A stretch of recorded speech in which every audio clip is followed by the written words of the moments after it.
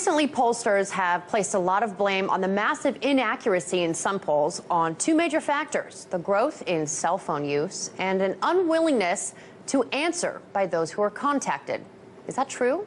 Well, let's find out more. I'd like to bring in Professor Helmut Norpoth from Stony Brook University. He's also the author of The Primary Model.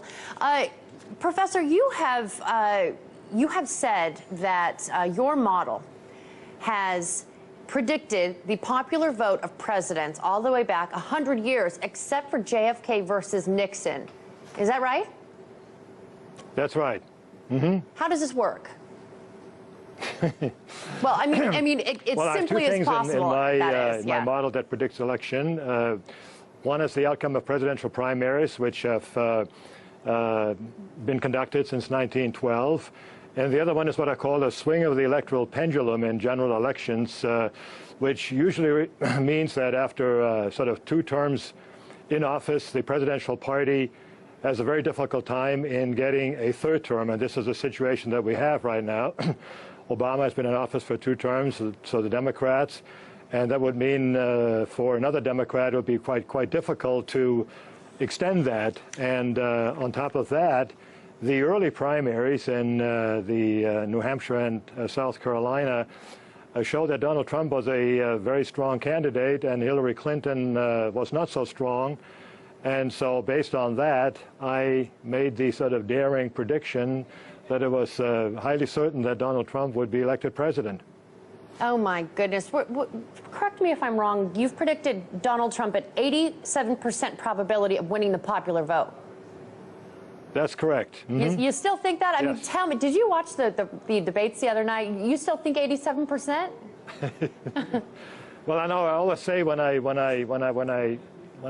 talk about this that it does sound as outlandish and ludicrous and maybe even delusional as anything the candidate says. I realize what is going on in the campaign and what the polls are showing. And clearly, I'm not blind. I realize that, and I can only say that the model that I have has done quite well in the past, and so with about, well, it's getting close. It's about 2.5 weeks to go. Well, yeah. That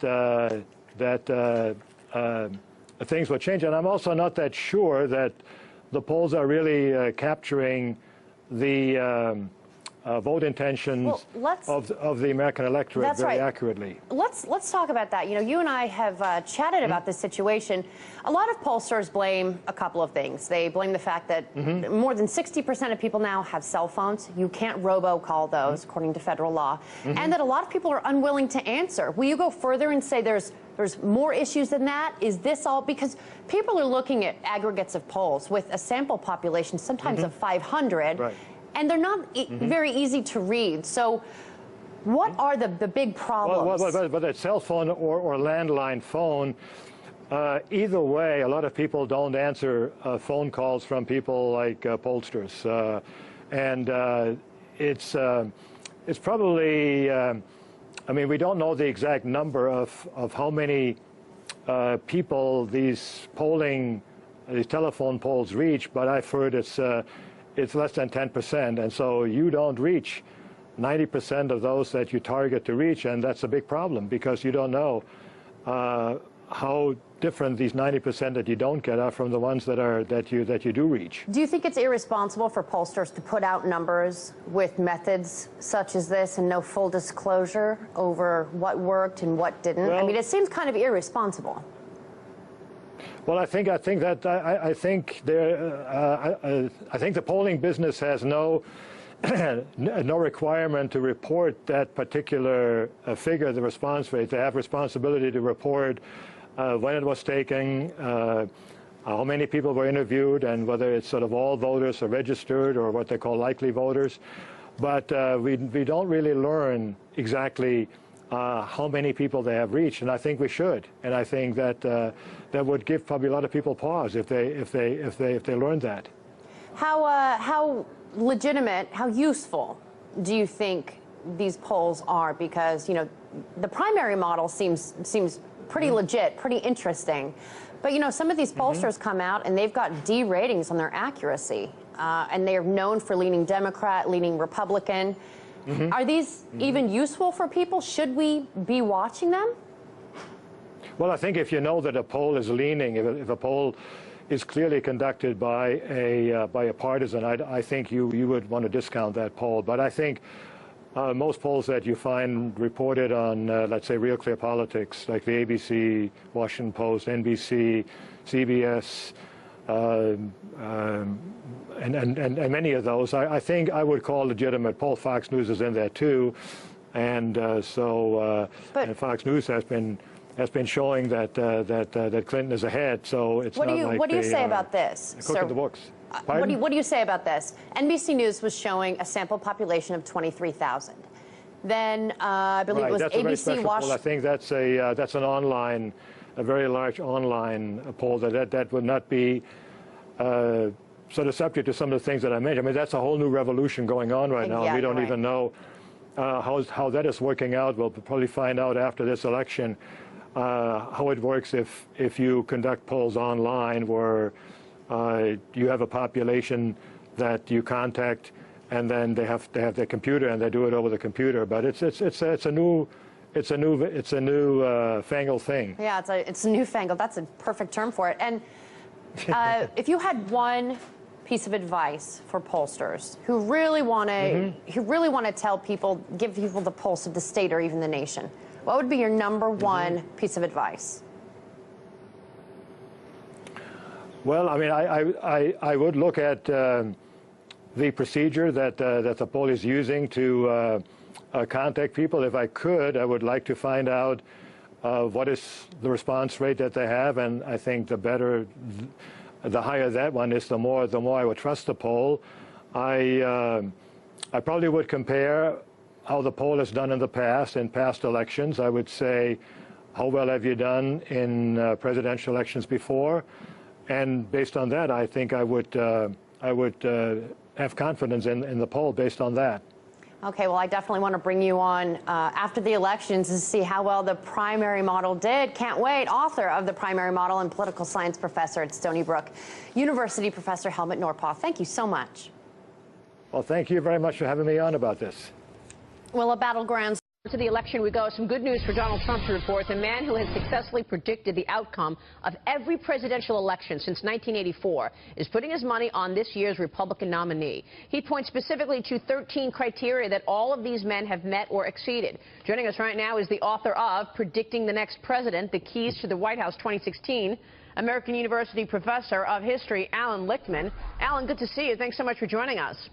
My pleasure. By the way, congratulations on an incredible track record. So take us through your checklist and which criteria point to a Trump victory in November. Right. The way my checklist works, it's based on the study of every American presidential election going back to 1860. I developed it in 1981, and as you say, I've forecasted all presidential elections correctly since then. There are 13 key factors that are true-false questions, and an answer of true always favors the re-election of the party holding the White House, today the Democrats. If 6 or more of the keys are false, though, then the party holding the White House is a predicted loser. That's the pattern of history. And right now, the incumbent Democrats are down exactly 6 keys, just enough to predict their defeat. Key number 1. They lose what I call the mandate key because of the losses in the midterm elections of 2014. Barack Obama's not running again. It's an open seat. That's bad for the party in power. That's 2. You got that pesky Gary Johnson running way ahead of what libertarians have ever done. That's 3. No big policy change in Obama's second term, like the Affordable Care Act in the first term. That's 4. No big foreign policy success in the second term, like getting rid of bin Laden in the first term. That's 5. And finally, the only one pertaining to the candidate, Hillary Clinton, whatever you may think of her pro and con, is not one of those once-in-a-generation charismatic candidates like a Ronald Reagan or a Barack Obama. That is exactly 6. But I got to tell you, for the first time in 30 years, I've also qualified my prediction. Go ahead. With what?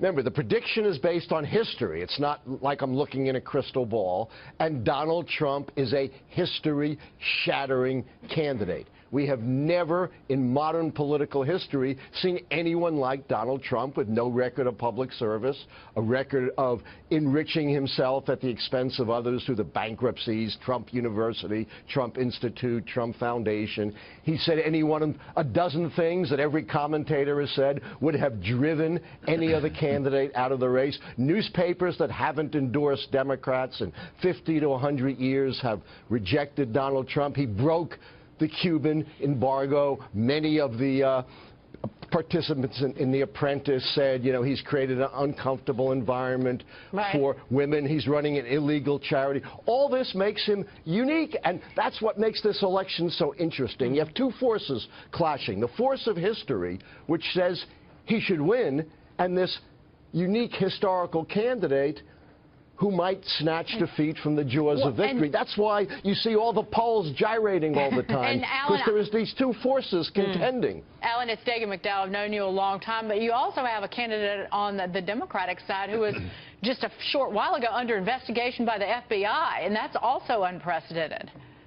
Yes, as I said, I've counted that key against the Democrats. So you have all kinds of contending things. Of course, the FBI said nobody in that position would be prosecuted or even indicted. But you're absolutely right. You know, you've got weaknesses on both sides, which may be why you see Gary Johnson running 5 to 10 times above what a libertarian candidate has ever done. And by the way, as George H.W. Bush learned in 1992, third-party candidates are bad news for the party holding the White House. Okay, so you think that the third-party candidates are going to be bad for Hillary then, since she's on that team? Absolutely. Yeah. That's one of my negative keys against the Democrats. Now, what also is so fascinating here, some of these keys could flip. One of my keys is social unrest. You know, we've had some social unrest. Will there be a big outburst before the election? Will Gary Johnson fade away? It doesn't seem to be, but that could turn. Will the Allies drive ISIS out of Iraq before the election? Who knows? Will the Russians do something to meddle and interfere with our elections? Stay tuned. This is the most puzzling and fascinating election in American history. All right, and yet you think Donald Trump wins based on history? Based on history. Based on Donald Trump? No. That's what's so interesting. Alan, thank you. We will be watching. Alan Lichtman joining us there.